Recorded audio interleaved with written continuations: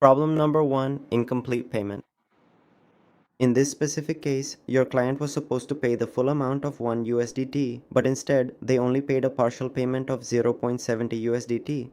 This error will immediately and clearly appear on your client's personal payment link, showing them exactly how much was received and what specific amount is still outstanding. Seeing this information, they could simply pay the remaining amount, but if they contact you for this reason, you can easily resolve the entire situation in the following way in just a few seconds. To operate, on the main MakaPay homepage, we simply go to the Payments option. On this screen, we scroll down and there we will see all our transactions, including the one with the issue.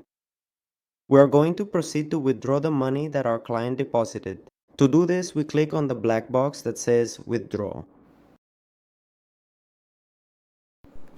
On this screen, we see all the details of the transaction. You must click on the black box that says Confirm Withdrawal.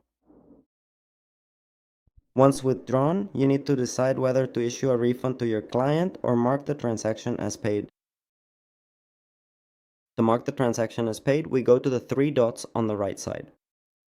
First, we click the button and then click on Mark as paid.